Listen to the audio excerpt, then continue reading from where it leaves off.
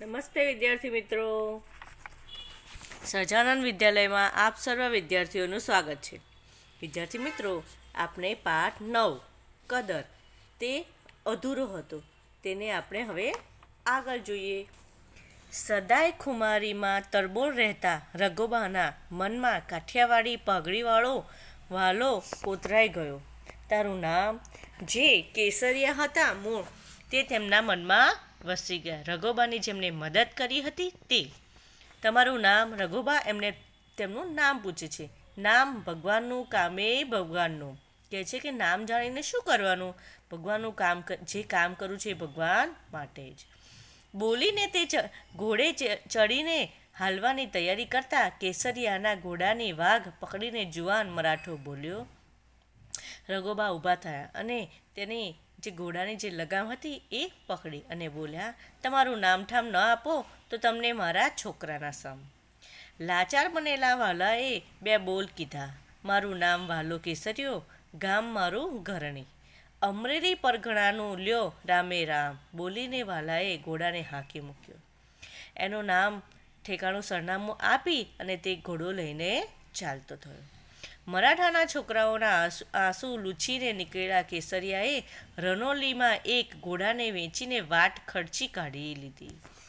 તેમાં વિદ્યાર્થી મિત્રો આમાં સમજાયું ને, જ્યારે કેસરિયા પાસે 500 રૂપિયા હતા જે બચેલા, તે તેને રસ્તામાં જ્યાં સુધી તેનું ઘર ના આવે ત્યાં સુધી તેને ચલાવવાના હતા.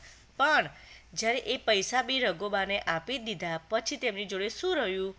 હવે કેસરિયાએ જે એમની જોડે ઘોડા હતા એમાંથી એક ઘોડો વેચી દીધો અને જે પૈસા આવ્યા તેમાંથી તે રસ્તે વટે એટલે માર્ગ પર જે ખાવાનું, ઘોડાઓનું ખાવાનું એમનું એ પૂરું કરતા.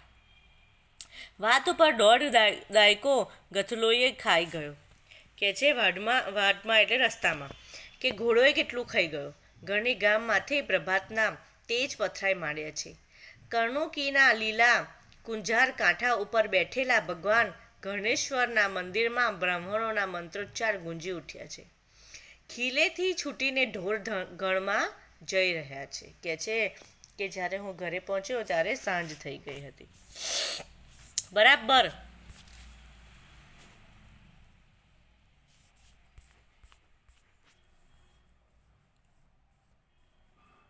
સોરી વિદ્યાર્થી મિત્રો.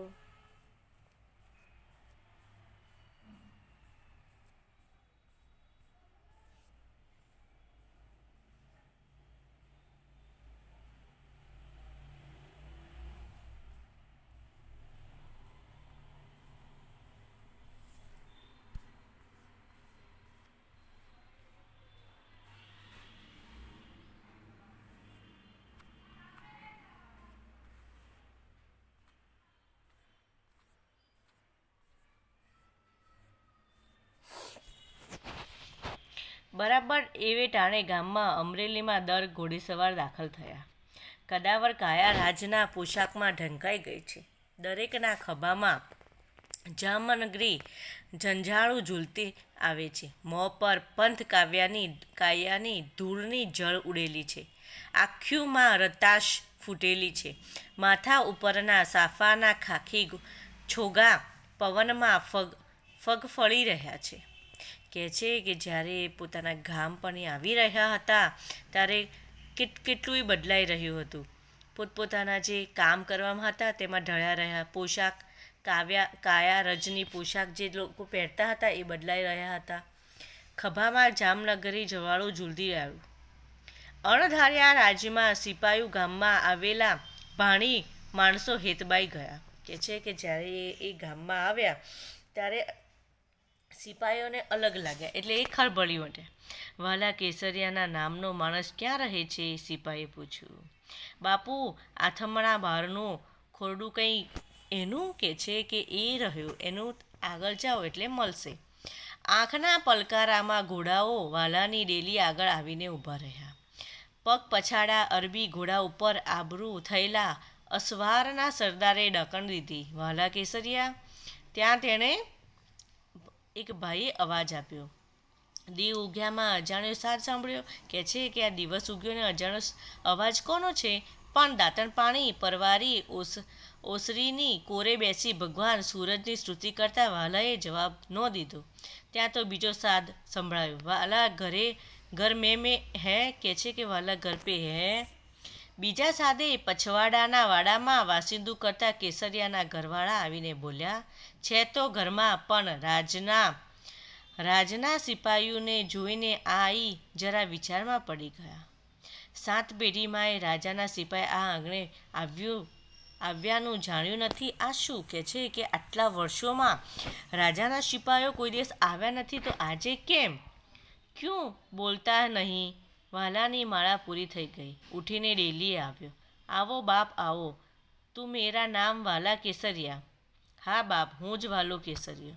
तुमको अभी सुबह ने अमरेली बुलाया है. मने? तुमको सुबह का फरमान है. अभी वाला केसरिया को हाजिर करो. अरे बाप, કંઈ ભૂલ થઈ ગઈ લાગે છે. તો ઘોડાનો સદાગર સુબો મને તેડાવી એ માન્યામાં નથી આવતું. મેં કંઈ રાજનો ગુનો કર્યો નથી. કે છે કે મેં તો કશું કર્યું નથી, તો કેમ મને બોલાવી રહ્યા છે? તુમકો ફરમાન હે ચલો. કે છે કે ત્યાં કીધું છે એટલે ચાલો. સિપાહીની આંખ કરડી થઈ. હાલો બાપ, કાંઈ રાજના તેડાને પાછું થોડું ઠેલાય. કે છે કે રાજના જે રાજદરબારમાંથી જે તેડું આવ્યું હોય, કેવડાવ્યું હોય, એને નકારી શકાય નહીં. વાલાએ કરસવાળું કેડિયું પહેર્યું, માથે પાઘડી મૂકીને સિપાહી સાથે ઘોડે ચડ્યો. જાતા આઈને કહેતો ગયો કે સાંજે પાછો વળી આવીશ. ઉપાધિ કાંઈ નહીં. જગદંબા તારી ભેર કરે. બપોર ટાણે વાલા કેસરિયાને લઈને સિપાહીઓ સુબાની કચેરીમાં આવી પહોંચ્યા. કાગડોળે રાહ જોતો સુબાએ વાલાને પગથિયા ચડતો જોઈને દોડ દીધી. આવો કેસરિયા આવો, બોલતા બાત ભરી લીધી. વાલો કેસરિયો ઘડીક વાર મૂંઝાયો. આ તે સુબો મારી ઠેકડી કરે છે કે શું? બાવડું પકડીને પડખો પગડ ગાદીમાં માથે બેસાડી સુબો બોલ્યો, કેસરિયા મને ઓળખ્યો? કે છે કે જે રાજાનો સિપાઈ હતો એ તેને સામે લેવા દોડી ચડ્યા. વિદ્યાર્થી મિત્રો, સમજાયું ને? જે કેસરીયો રાજદરબારમાં ગયો હતો તેને લેવા માટે જે રાજા એની સામે દોડી પડ્યો અને એની જોડે બેસાડે છે. મનમાં થયું, સુબાના મનમાં કાંઈ ગેરસમજ લાગે છે, પણ ઠરેલ દિલનો વાલો કશુંક બોલ્યો નહીં. કહે છે કે આને ગેરસમજ લાગે છે, આ મને ઓળખી શક્યો નહીં. મૂંગા થઈ બેઠેલા વાલાને ભરી કચેરીમાં તારીફ માંડી સુબો બોલ્યો, વાલા કેસરિયા, તું તો મારી આબરૂનો રખેવાળ છો. તે દિવસે કેડેથી વાસળી છોડીને 500 ચૂક્યા ન હોત તો હું અમરેલીનો સુબો ન હોત. હવે મને ઓળખ્યો, હું રઘોબા, આ જ અમરેલીનો સુબો છું. બોલ, તારી શી કદર કરું? વિદ્યાર્થી મિત્રો, સમજાયું ને? રઘોબા હતા જે 500 રૂપિયા આપ્યા હતા અને તેમને પેલા સુબેદારોથી બચાવ્યા હતા, એ જ આજે અમરેલીનો સુબેદાર હતા. મારી કદર મારે મોઢે બોલાય એટલે હાવ. અરે, હું શેર શુદ્ધ મરાઠો છું. કદર કરવાનો વખત આવે તે કદર કર્યા વગર હું રહું તો મલક મને ફગડ કરે. માંગી લે કેસરિયા, વડોદરાના રાજના મારી માથે 4 હાથ છે. રાજમાં મારો પડ્યો બોલ ઝીલાય છે. કે છે કે માંગ, તારે શું જોઈએ છે? તને જે જોઈશે હું આપીશ. અમીરાતમાં ઉછરેલા કેસરિયાની જીભને ટેરવે માંગવામાં બોલ આવ્યા નહીં. એલા, તાંબાનું પતરું લાવો.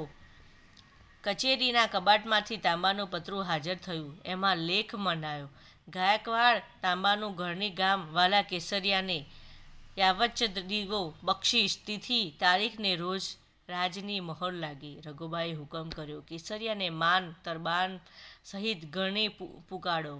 આજે પણ વાલો કેસરીયો વંશજો અમરેલી જિલ્લાના ઘરણી ગામમાં વસે છે. કે છે કે જે ઘરણી ગામ છે તે તેને સુબેદાર તરીકે નિયુક્ત કરીએ છીએ અને એને સન્માનથી તેના ઘરે મોકલો.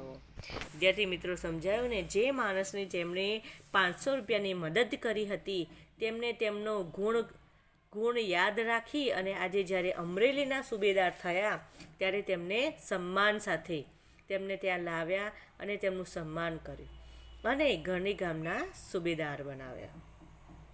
વિદ્યાર્થી મિત્રો, સ્વાધ્યાય અભ્યાસ આગલા વિડીયોમાં મૂકીશ. નમસ્તે.